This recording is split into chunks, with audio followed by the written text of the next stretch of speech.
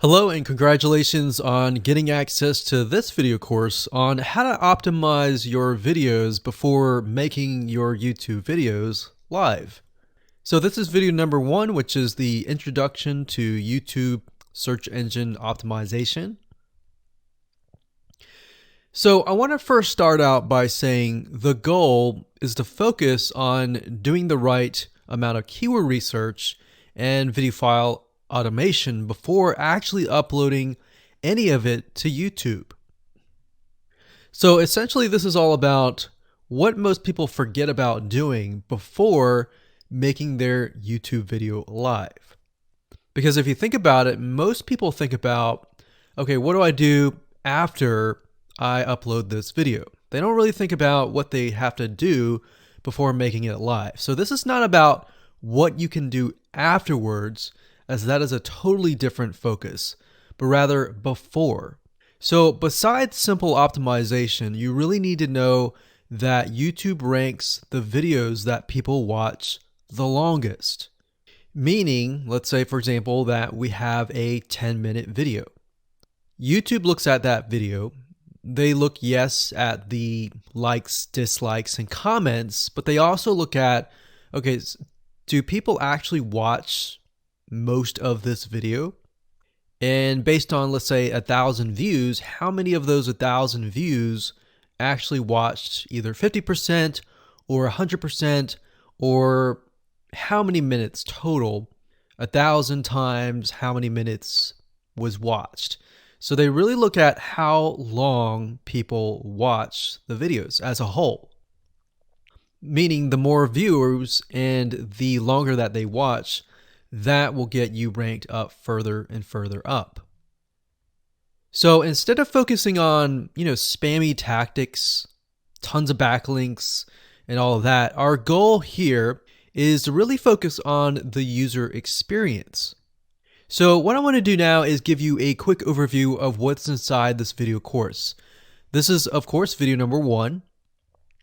Video number 2 is going to be about competitive research, or in other words, researching your competitors to kind of get a better idea of why YouTube is ranking those videos.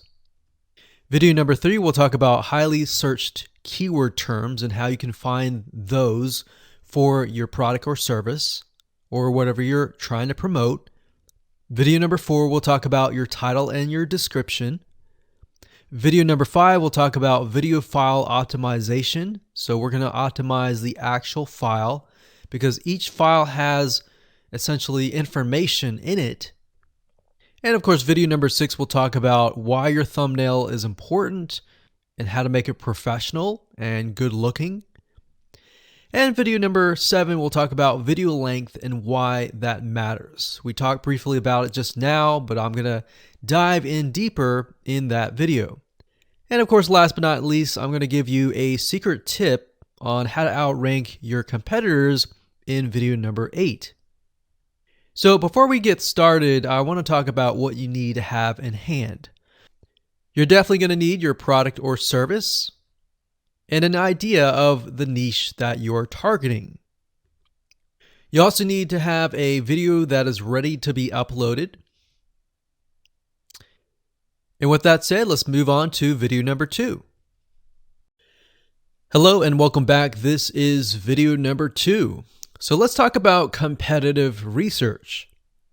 You see, the best way to understand how you can rank better is to know what is already ranking in your niche or your market.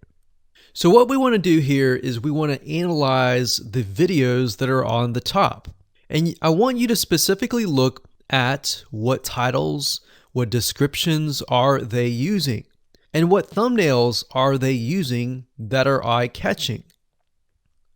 And what is the user experience like when you click through those videos? So let's go ahead and do some competitive research. So for the sake of making sure that we find YouTube videos that actually relate to promoting a product, what I want to do now is just to pick a product out of the blue and let's take a look at YouTube. So one product that I've been using for a while now, which has been really, really awesome, is called the Instant Pot. It's basically a pressure cooker that cooks food at a really fast rate. So what we're going to do is we're going to hop on over to youtube.com and we're going to type in Instant Pot and see what we get. So I'm not going to click enter just yet because I'm interested in getting an idea of what kind of potential keywords that we could rank on, or what potential videos that we can create. And we'll talk more about this in the next video. But for now, let's just do some basic keyword brainstorming and then, of course, do some competitive research. So Instant Pot, we got Instant Pot recipes, we got Instant Pot ribs, Instant Pot roast. So let's just click here and see what we get. Now we can see how to use Instant Pot has 316,000 views right here. Instant Pot chicken, top 6 easiest things to cook in your Instant Pot. Perfect for beginners. All right. So let's just take a look at the top 3. So let's go ahead and open those up. And let's analyze them. So the first one is this one here. And let's pause the video. We'll skip the ad. All right.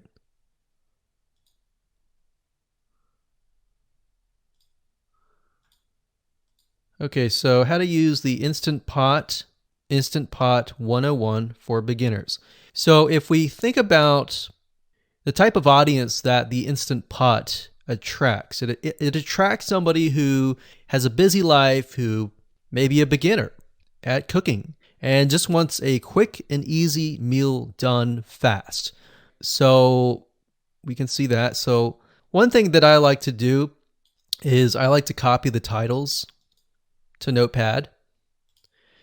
Just kind of get an idea of what we're dealing with. So that's the title. Looks like she's promoting an Amazon affiliate link. We can see that here, Amazon.to.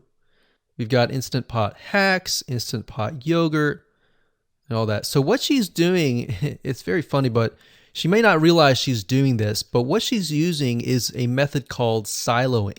And she's basically telling YouTube, hey, not only do I have this video on Instant Pot, I've got Instant Pot hacks, yogurt, recipes, and other recipes. So let's just copy that in here. So that's video number 1. So we're going to rank it from video 1, video 2, and video 3. Let's scroll down a bit. We've got 373 comments. I will say when it comes to YouTube, they're looking for engagement. So comments is good, likes are good, even dislikes are good as well. Even though dislikes are bad from a human standpoint, it tells YouTube that there is engagement. All right. So sometimes we're going to be able to view, we can't do it here, but sometimes you'll actually be able to view more data. But for now, you can't hear. Now, we can actually dig deeper if we want to. So let's just take a look at Natural Brittany's YouTube channel. Because when you're doing competitive research on YouTube, it's not just that particular video. It's actually the whole YouTube channel as a whole, the authority that that channel holds. So she has 116,000 subscribers. Click on the videos.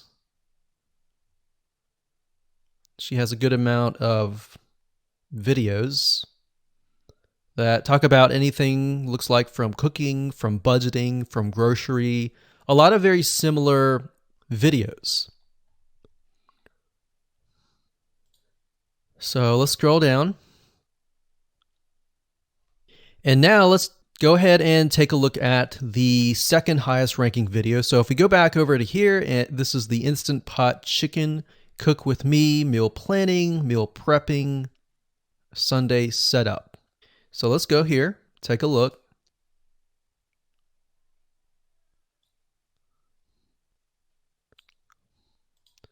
Okay, let's see here. So it's a 20-minute video, all right? And it has 658 likes, 5,000 views. If we take a look at this video here, this has 320,000 views and 7,000 likes. Now, notice how it says 13 minutes here, and notice how it says 20 minutes here. We'll go back to this later on. All right, so we'll talk more about why a certain amount of time of your video is important, why the timing is important. And why is it that this lady has only 5,000 views, whereas the other lady has 300,000, and this lady is ranked right below that lady? All right, so why is that important? And why does that correlate to the time? So we'll talk more about that later on. But for now, let's just do competitive research. We're not trying to figure things out right now, and go from there. So if we take a look at the description, it says cook with me as I try a new recipe with Instant Pot. So the description contains the keyword. Sunday setup. Looks like she's got some Amazon links.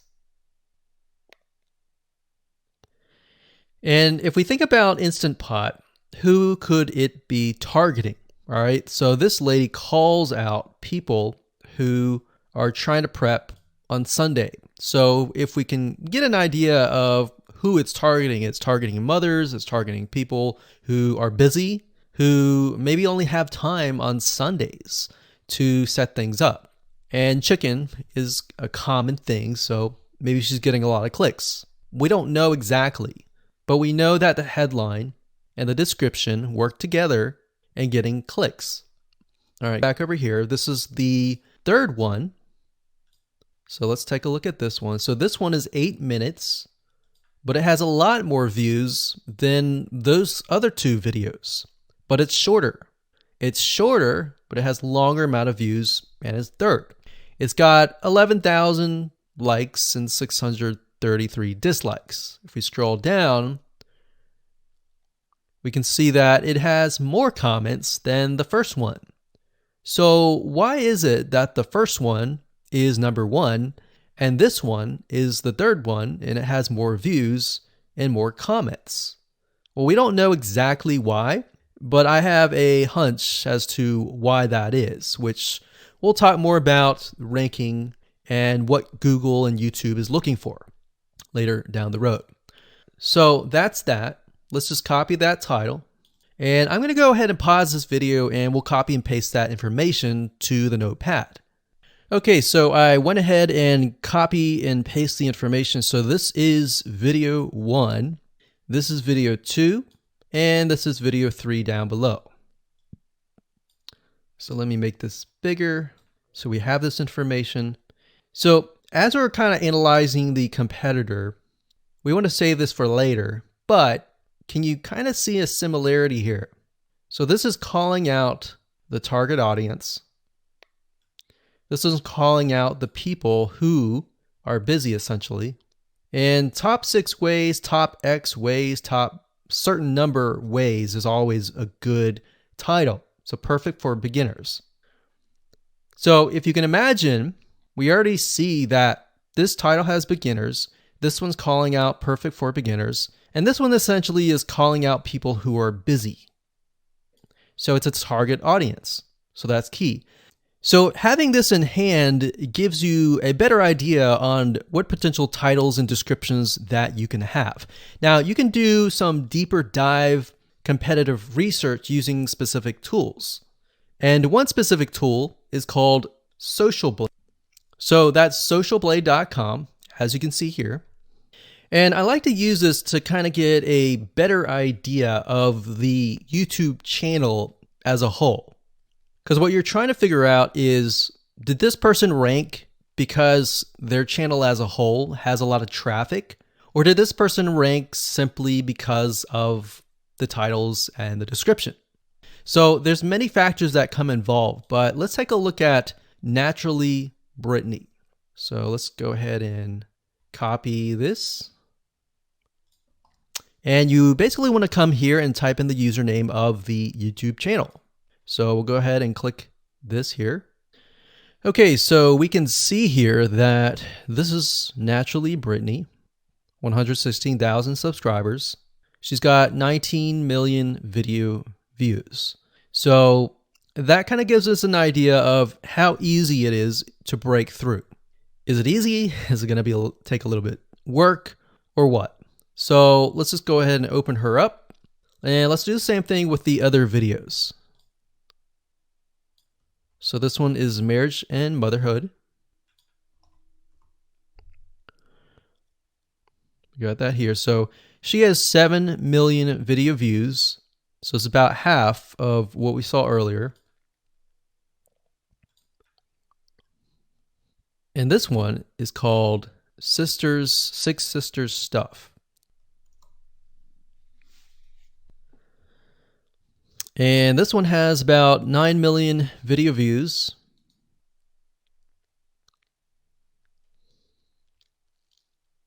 So right off the bat, we can see that if we were to rank on the keyword Instant Pot, it's going to take a lot to break through. But the way we can break through is by using essentially subcategories of that keyword. So Instant Pot recipes or Instant Pot chicken recipe, stuff like that. So we can see that each one of these has about 100 to 200,000 subscribers. So you're going to have to be competing against that. Now, obviously, if you have a good size YouTube channel, that will usually mean that you can break through fairly easily. But if you're just starting out, then breaking through on that keyword is going to be a little bit more difficult. So the next question is, what keywords should you use? And we'll discuss that in the next video.